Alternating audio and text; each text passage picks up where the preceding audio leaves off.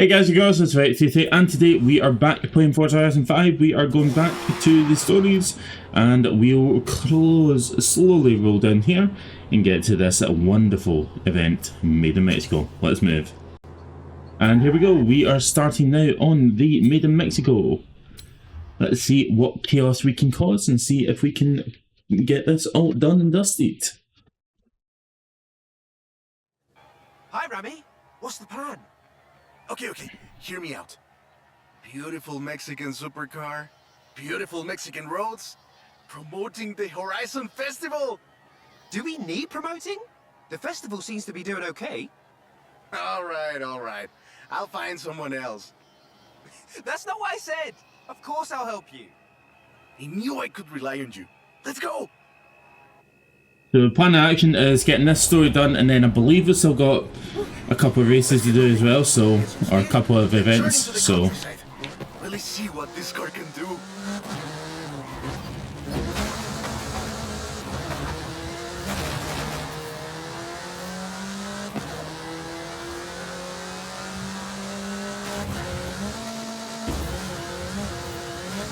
400 yards, turn right.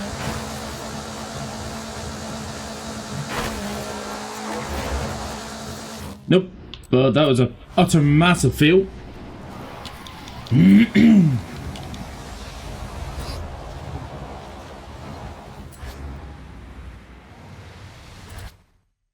want to tell me about the car, don't you?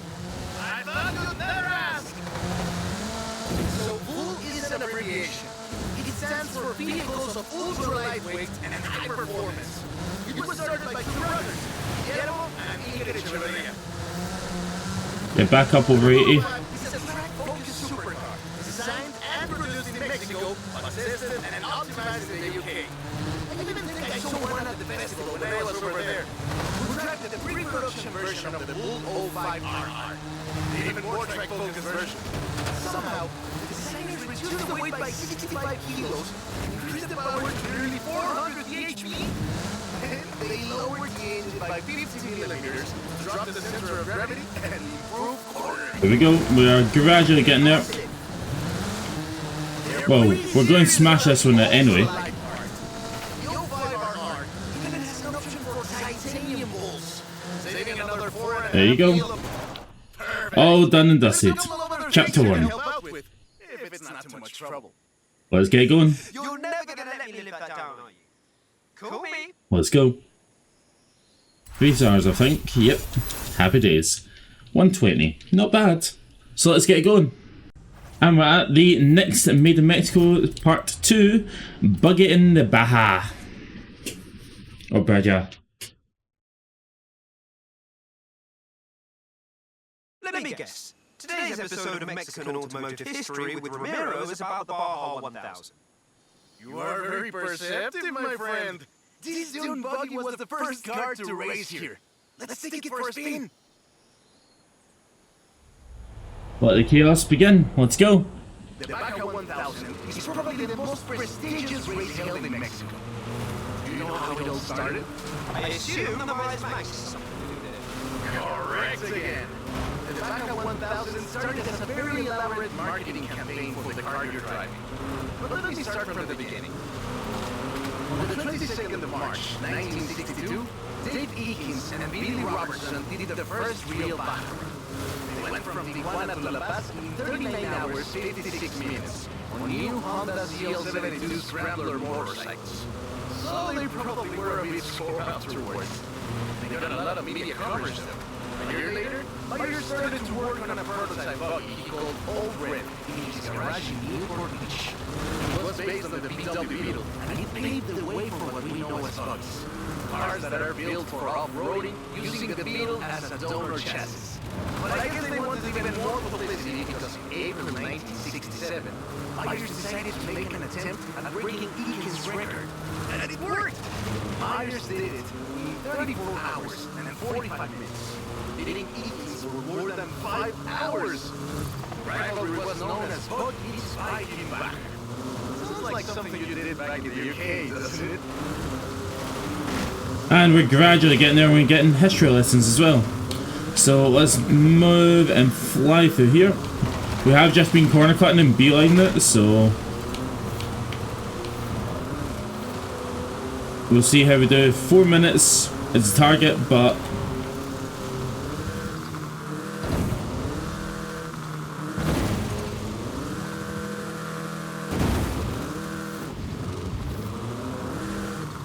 car's so choke out after this, but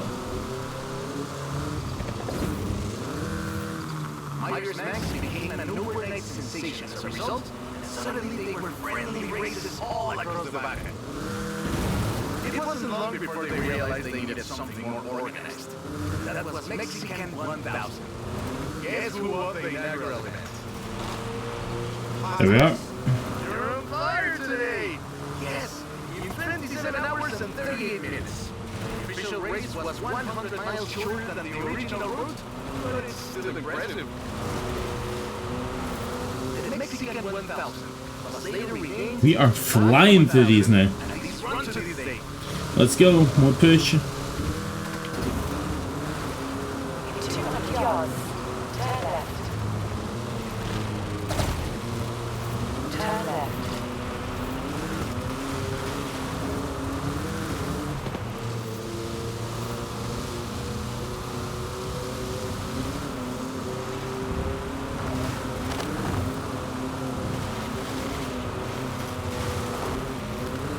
We've got probably one more checkpoint after this. 100 Yep. yards.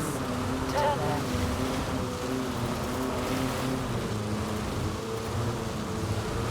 I don't know why the buggy kind of reminds me of the golf buggies that you get in like Spain and things.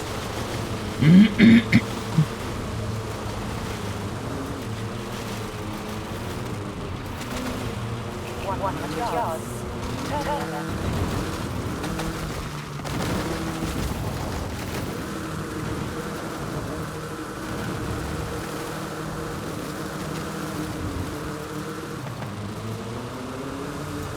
Cleared it with 15 seconds spare.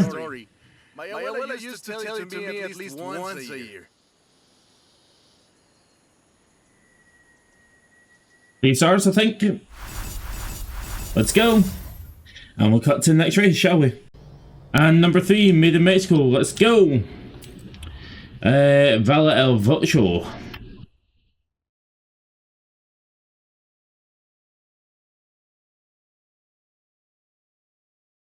Oh, right. I get it now. To be honest, though, it was me who needed your help, not Papa Fernando.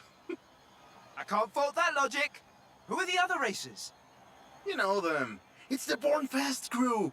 They're raring to go. Oh, this crew again. Let's go. Hey, he's eager. But this isn't really a street race. There's no checkpoints, just a finish line. So keep to the route and get there first. Get to route, I'm already off route.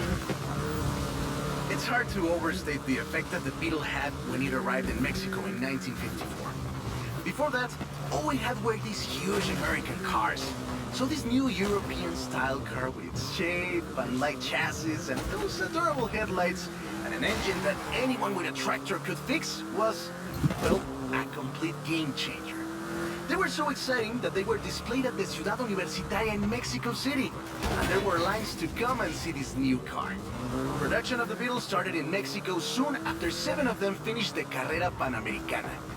Before that, people were a bit worried about reliability, you see. We Mexicans love a good-looking car. But a car that can do work is better. The Panamericana convinced us. And in '61, Automex had assembled 250 of them. By '62, the first plant had opened in Jalostoc, making 10 of Done. That is a great car. Probably the most iconic car in all of Mexico. Ay, es increíble que un auto tan pequeño deje un vacío tan grande. Adiós, sedan. Thanks. I'll call you when I've got that next one ready. Let's go. And we definitely got 3 stars there, so let's cut to the next one, shall we? And we are back in Mexico for the Made in Mexico season. We are through the eras for episode or chapter 4. I have 2 cars here. A a first-generation Volkswagen and a seventh-generation Volkswagen Golf, made in Mexico for almost half a century. Sadly, they stopped building them in 2021. But we can still race them. What do you say? Yeah. To make it fair, I will give you a chance to make an informed choice. Let's go for a test drive. And I've got lots to tell you about Volkswagen Mexico. So you got the old GTI, which is an absolute killer. Volkswagen Mexico headquarters are in Puebla City. It started production in 1967 with the famous Beetle. As we call it, the Ocho. VW made multiple attempts at replacing the famous Beetle with newer models, but all of them failed way short of achieving the production figures until the Volkswagen Golf came into play.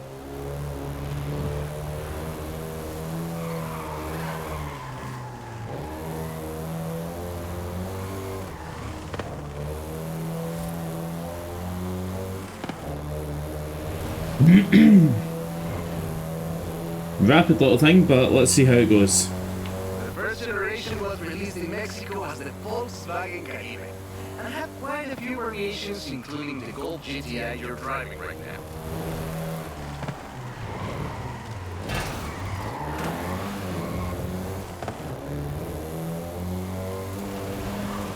VW engineers, inspired by the Beetle GSR, designed and prototyped the Golf in secret as a Skunk Works project.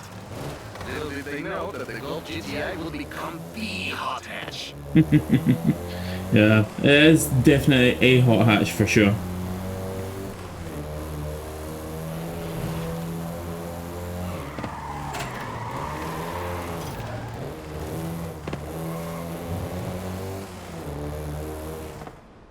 Happy days.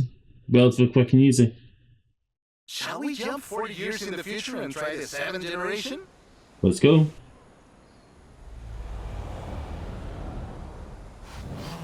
The 7th generation of the Golf first appeared in 2012. This version is the Volkswagen Golf R meaning race.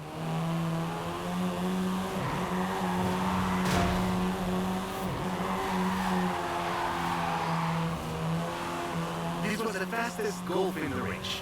A 0 to 60 time of 5.1 seconds.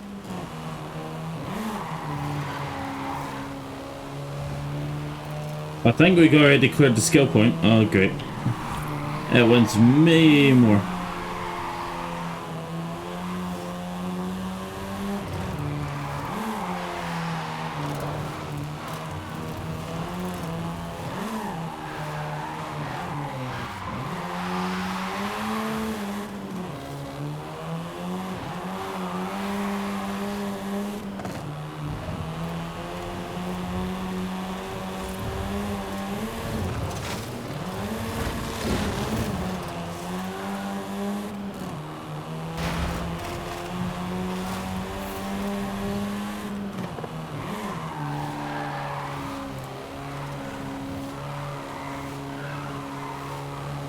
It wins at 35,000.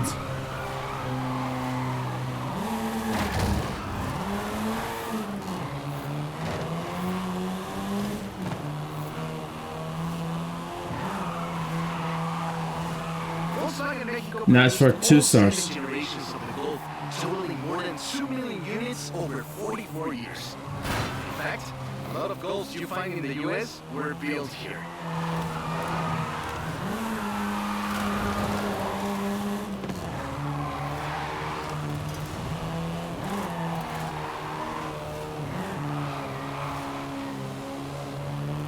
Can't really want much more than that, can they? Alright, 50,000 was the target, so foot in.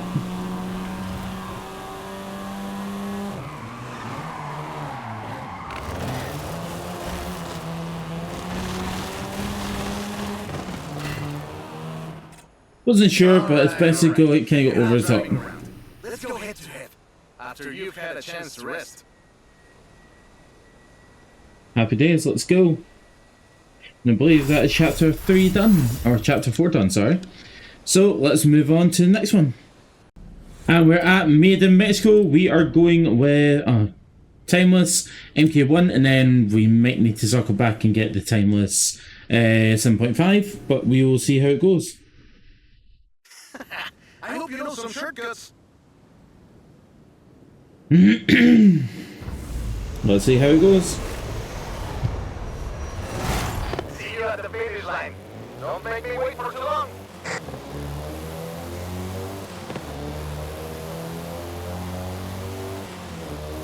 The Rami has already got the advantage on the newer generation, but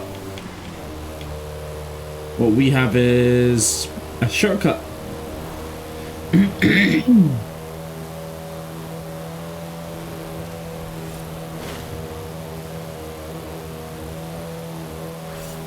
Level 128.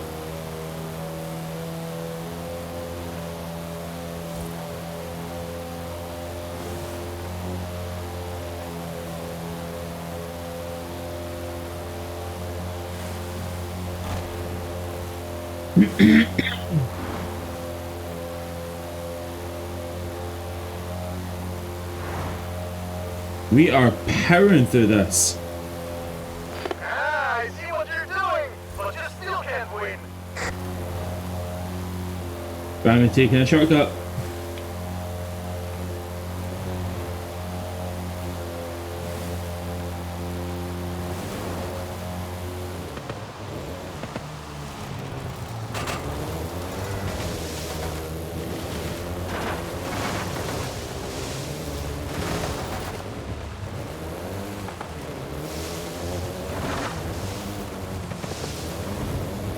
I'll take shortcut too.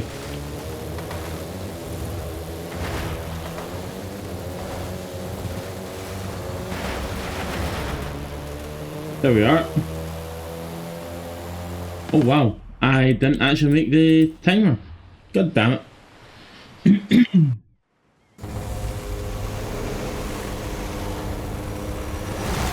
you at the finish line. Don't make me wait for too long. 45, so we need to quarter cut like mad. Let's go. Also, you might hear that I'm tired because I've pretty much pushed the entire game, so that might be part of the reason why I'm so tired.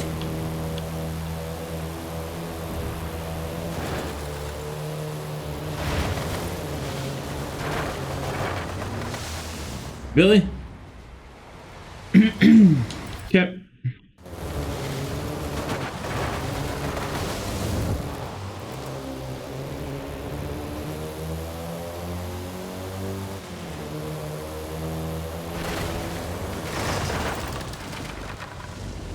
Oh my god, this car is so utterly useless. You know what? Yeah, we are going to restart that event once again. The car has no power to push through. See you at the finish line. Don't make me wait for too long.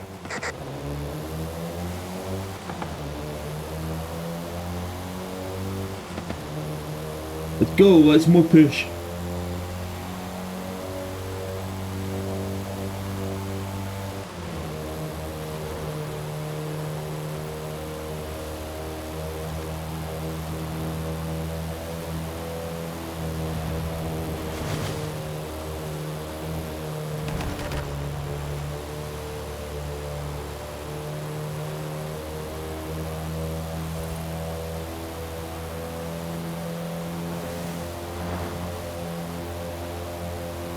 See, can we? No, we're not going to cut through that.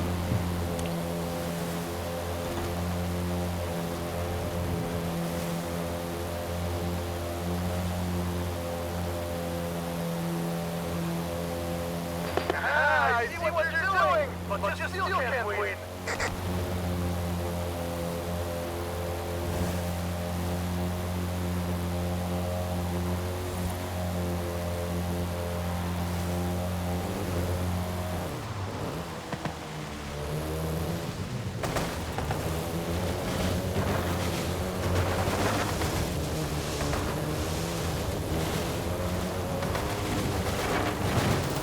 Nope.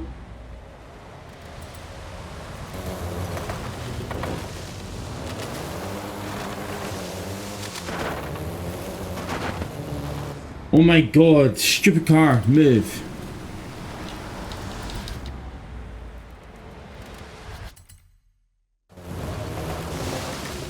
Really? Okay, so that tree now doesn't want to let me through, so...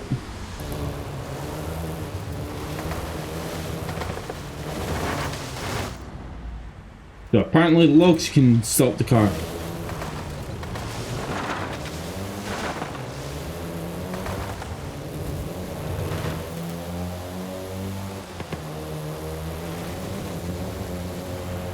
This is going to be tight. Nah, no covering enough time.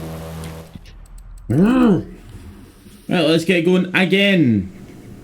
Try to work out how to get that 145. See you at the finish line. Don't make me wait for too long.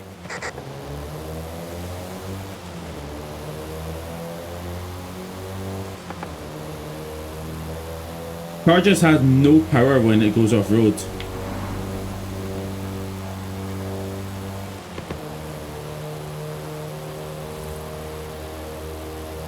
But we will see how we do.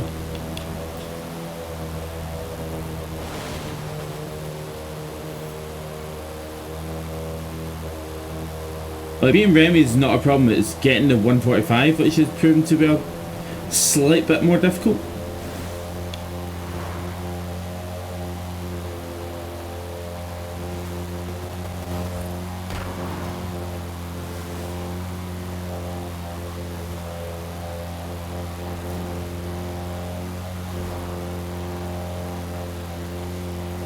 There you go.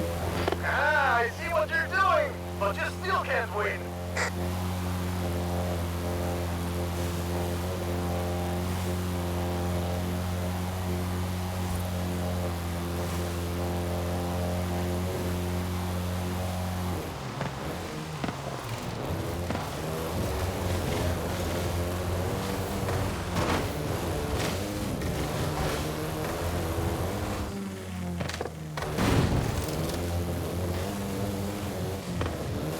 Somehow I managed to get through that relatively unscathed.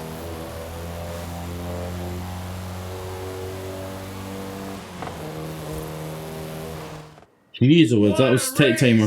I am actually surprised the first generation still holds up. I'm sure you didn't cheat. Yeah, didn't cheat, totally. 3 stars, let's go! And we will move on to the next one, won't we?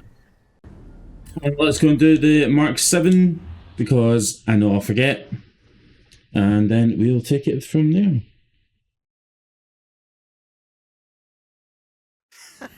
I hope you know some shortcuts.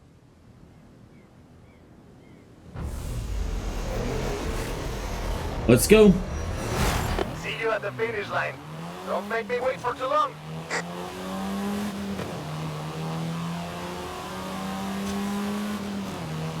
So we are going to gradually kind of push ahead in this one and hopefully get this done.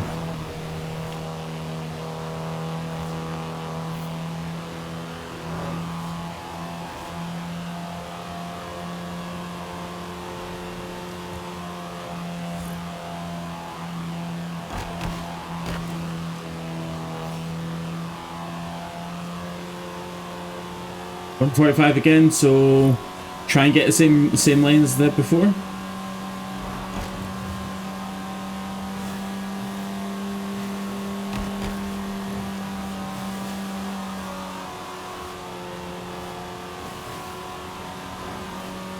There we go, slowly getting there.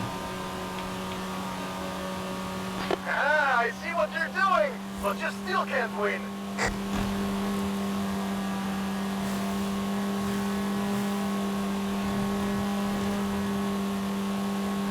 But slowly getting there.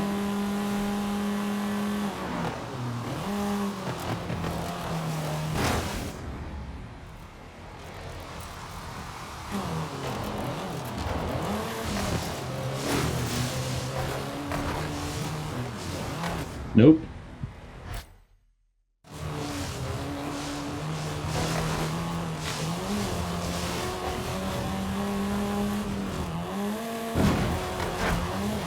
Not the exact line, but you know what? It worked.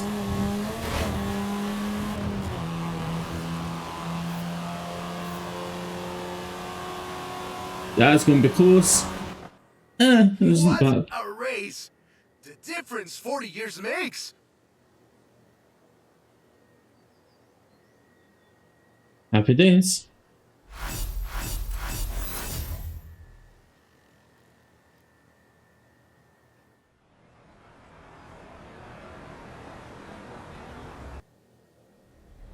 Let's go. Let's see where we go from there. And let's go. We are moving on to 11 La Vida Loba. That's the old wolf. No, that's an old truck. The wolf is waiting for us at the swamp. You did Ford F100. Let's go. Haley asked us to clear some debris. And I've got just the car. But we need to get there first. Of course! Who do you think I am? The driver who destroyed the record-breaking amount of fences. That's fair.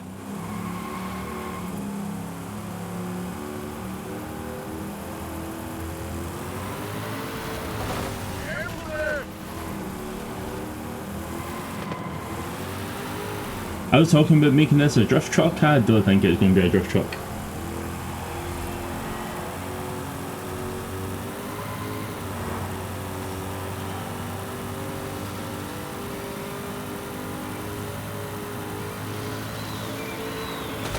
Sorry, too old for this kind of driving! 400 yards. Turn right. You get to explain to Haley why she's paying to repair my granddad's car.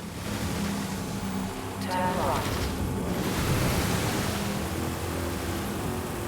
200 yards. Turn right. See? Got it here in one piece. Gave me a few heart attacks. Jesus.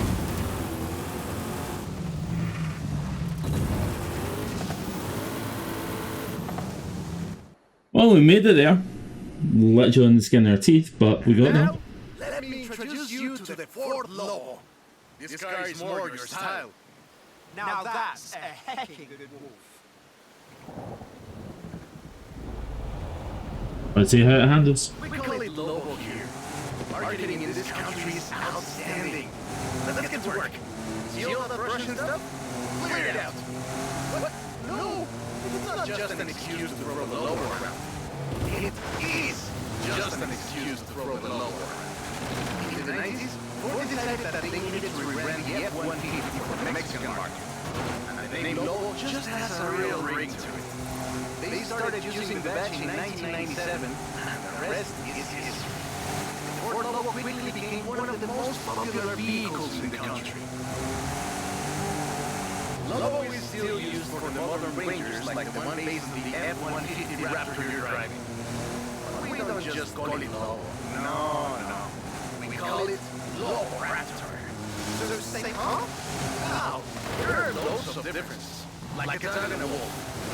Lobo only comes in XLT and higher trim levels. The base version is still sold in Mexico as the F-150. The Lobo is the Elite F-150.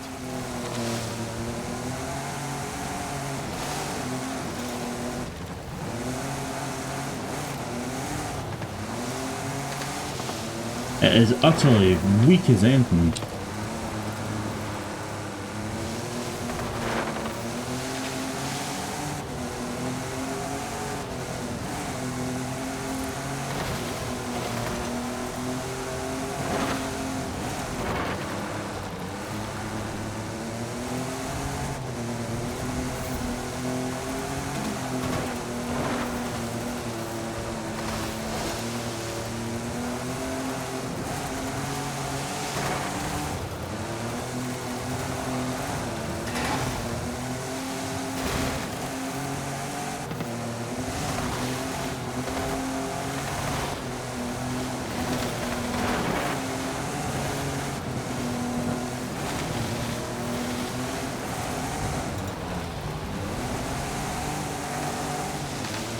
Well, we're gradually getting there. Bet we're gonna get the 100 or it's 150k at once.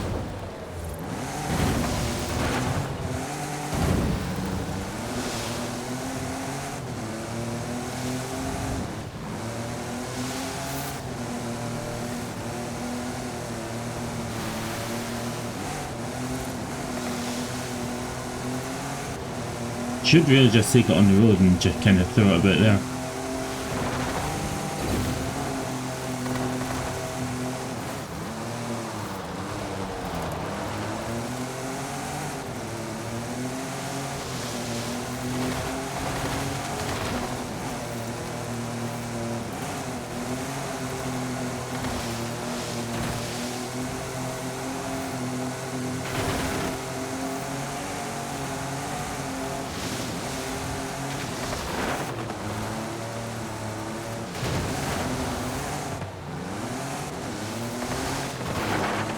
Are we going to get that? I doubt it. I might need to turn around and redo that one. And the scratches will buff right out. Thanks for the help. Now I just need to get my abuelo's old F100 back to the garage. I don't think we got 150,000 there. Oh, we done. Somehow we made that. I'm not going to question it, but happy days. Let's go. Let's move on to the next one.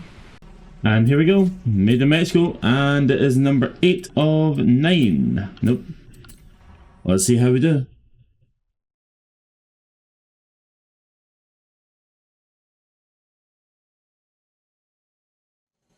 I know you've got one of these. Muchos So Calabros. you know a little bit about what you're in for. Let's go. We've got the Ford E-Mac. Let's go. Let's take this down to the beach. Stick it in AWD if you like. There's some nice curves up ahead.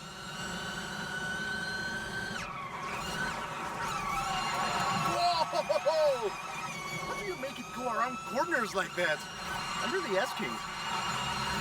This is 2021's EV of the year. And it was up against things like the Taycan and the e-tron and the Recharge. It set 3 Guinness World Records, and it's inspired by the beautiful original Mach 1. And I'm telling you all of this because the Mach E was built right here in Mexico at Cuautitlán Assembly. Calm down. I know you like to go fast, but I had a big breakfast. Cuautitlán Assembly has been Where is this map taking me? So I can just cut across. building cars since the 60s. And more than 2.2 Alright, so you need to stay on the road. That sucks. million cars later, we're sitting in an actual space machine made here in Mexico. Quite a journey from Cougars and Thunderbirds and F-150s to this. This isn't just a prototype. Cuautitlán Assembly does a range of options for the Mach E. A 68 kilowatt-hour standard and an 88 kilowatt-hour extended range version. It will give you over it's 4 300 miles seconds. of range on a single charge. The Performance GT version Oh, you can just beeline it. is the really wild one. 0 to 60 in 3.6 seconds. This one is quite a bit faster. Honestly, when I first tried it, I had to go and sit in a quiet room for a bit. And I've flown airplanes in a storm. It's wild tech. You can switch from all-wheel drive to rear-wheel drive at the touch of a button. And when you get into tuning, you can basically tweak every one of the 7 engines individually. It can make 1400 horsepower and a ton of downforce at 160 miles per hour thanks to the Aero tube. So what you're saying is, not bad for something that weighs more than that F-150 of yours. Yes. This is a detour, but if anything can handle it, it's this car. Well, we made it. There we go. Sunrise over the sea. Beautiful. But we're not done. There's one more thing to look at. I'll let you know as soon as I have found it. There we go, 3 stars. Let's go. Let's move. Move to the next one. And we have made it to the final chapter of Mexico. Carrera Panacarama. I know I pronounced that wrong, but I'll go with it.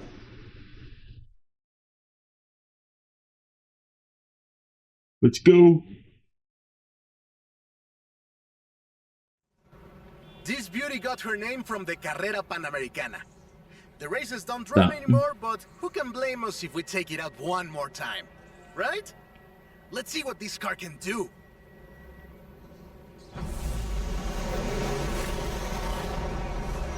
Let's go, more push. Guess he wanted one last race. Let's do this!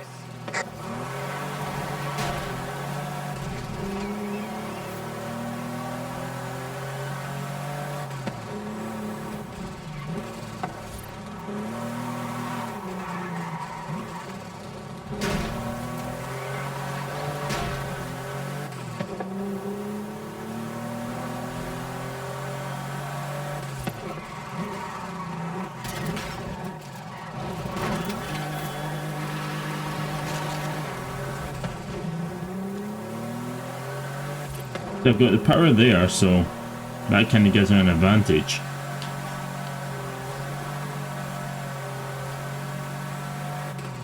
.3 miles, so we have a fair bit of a drive to do.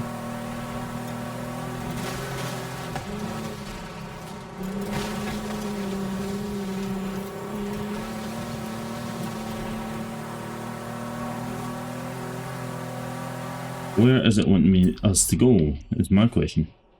Oh, it's straight road. Cool. The first race had 132 competitors, and everyone turned up. Amateurs to F1 drivers, men, women, professionals, anyone who had a car. Do you know anyone who participated? Aleja thinks Papa Fernando did, but she thinks Papa Fernando did everything. I know we used to go to the races with my grandfather. Ah, qué buenos recuerdos. There was no speed limit before 2012, and you'd see cars doing 180 miles per hour. Not that I know anything about that. 2,178 miles of the Pan American Highway run through Mexico. The race itself had 9 stages and lasted 5 days. But the sheer distance wasn't the only challenge. Constant changes in the elevation from sea level to 3 kilometers up. The most challenging road race in the world. The winner of the very first Carrera Panamericana was Herschel McGriff, who drove an Oldsmobile 88 at an average speed of 88 miles per hour. The Porsche Carrera got its name thanks to Hans Hermann, who won the small sports cars category in 1954. He drove the Porsche 550 Spider and came 3rd overall. He was sick before the race, and his tires came off at the start. He really pulled through against the odds. Glad for some. Porsche had 6 cars competing in 1954, and all of them made it through the end. A lot of others didn't, let me tell you. Enjoying yourself, are you? Yeah, I kinda had a feeling you were. 1954 was the last year the original Carrera Panamericana took place. But it gave us the most famous sports model, the Carrera you're driving right now. The Carrera RS 2.7 was the first production street racing 911. It was built on the 911S 2.4, the fastest sports you could buy at the time, and a popular choice in the later Carrera Panamericana. Easy days. Jamie Texas. My friend. Take care. Looking forward to seeing what you can do out there. Have fun now, yeah? Done. Great race. Almost like we did a little Panamericana with a friend. Anyways, hope you had fun with this little stroll through cars hechos en Mexico. It was great. And let me know if you, find any other cars like that. Happy days. 3 stars. And just like that, we have slowly got this all sorted out. And we have done that. So what we're going to do is the traditional, we're going to do all the standard wheel spins, and then we will close this episode here. Well, it's Cortina. I'd like the Cayman, to be honest, but hey ho. We've got the Hornbill, 125k, 300k, and we've got a Wrangler. Happy days. I'm not going to complain with that. We do have 5 super wheel spins, but I believe we have all the stories now done. So done. Yeah, we've done all the stories. So without further ado, thank you for watching this video, and we will see where we go from here. There's a possibility I might go into the speed zones, but we will see how we feel. Thank you for watching the video, and with that, adios.